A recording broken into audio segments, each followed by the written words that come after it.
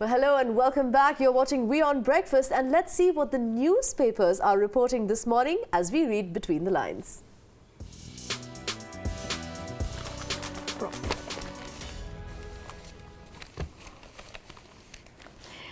Charu, it's all about demonetization in every single newspaper today. And it's interesting the kind of vocabulary that has come up because of this demonetization policy. People call this a very painful move. And the Indian Prime Minister Modi calls it karak like my chai.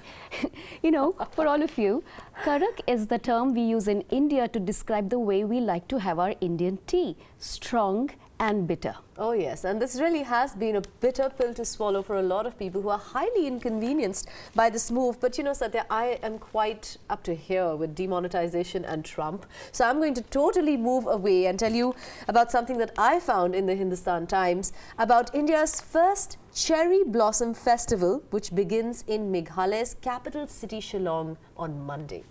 That's about as close as we can get to Japan because cherry blossoms are right here. That's right. You no longer need to go all the way to Japan. Just make a trip to Shillong. In any case, I would say if you're planning a break, Shillong is a beautiful, beautiful place. One of my favorite places in the Northeast. And I've been very fortunate to have traveled the pristine hills of the Northeast quite extensively. Shillong remains one of my favorite places to go to even now. That stays as my favorite place too, because that is one area, the entire Northeast India is one area which is really tucked away and still very protected. Yes. You know, that's so it's totally one place definitely. And guess what? You can breathe clean air over there because Delhi pollution is just taking the air out of our lungs. But the upside of that is that Mint tells us that there is an entire economy that is coming up because of Delhi's air pollution.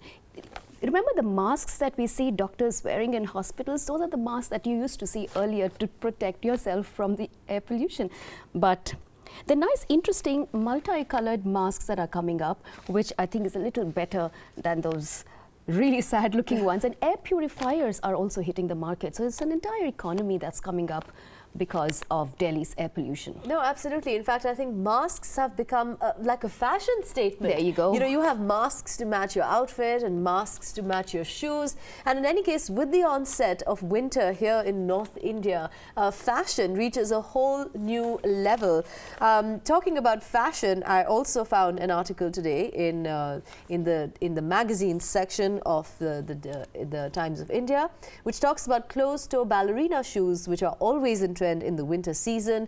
And if you are wearing ballerina shoes, make sure that they have tassels on them because that is what is really trending in fashion. But you spoke about the smog and the terribly polluted air that we have to breathe in. And my husband and I have often talked about just taking off into the mountains and going on long treks. So I also found a really interesting article today about trekking. And there's a new technique of trekking which is now being developed amongst trekkers in the French Alps, the Himalayas and the North African desert, which is trekking which helps you to discover yourself.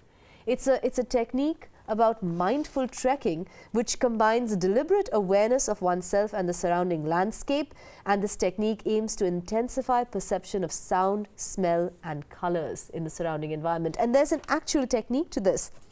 It says that you breathe in through your nose for the first 3 steps, hold your breath as though you were underwater for the 4th step, and then over the next 3 steps, breathe out through your nose until your lungs have emptied themselves completely, and then repeat this cycle for as long as it's comfortable. And trekkers who actually use this technique are telling us about how these are treks that have entirely changed their lives. They've come back from these treks completely changed and a completely new person.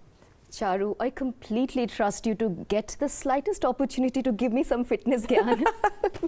But then, you know what, talking about trekking, there is one place which is a very special place for me. It's called Barog, B-A-R-O-G. Now, that's a very, very small little town in the state of Himachal Pradesh. The special thing about the town is that there's nothing there. Absolutely nothing. All that there is a railway station and railway quarters. So all that you have to do over there, sit, read a book, trek, admire nature, come back to your book, trek a little more, and life goes on. The only activity that happens over there is when a train enters a station. Wow. Then you see small little vendors quickly come set up shop, and then the train leaves, and then it's quiet again. How beautiful. I mean, just talking about this is making me so nostalgic for the hills. We've spoken about Shillong, we've spoken about Barog. But it's time for us to go into a quick break, and we're going to see you on the other side of it.